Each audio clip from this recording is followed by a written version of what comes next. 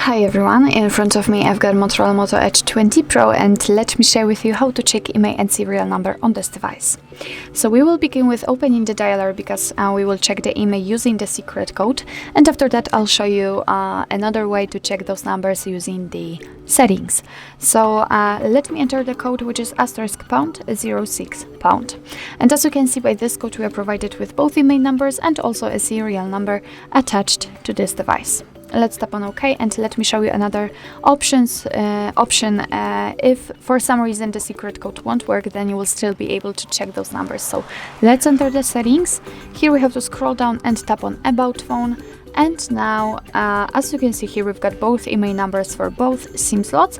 And if we want to check the serial number, because it is not right here, we have to enter the model. And as you can see, after entering the model on the second position, we've got the serial number of this device. So actually this is it. This is how to check IMEI and serial number in your Motorola Moto Edge 20 Pro.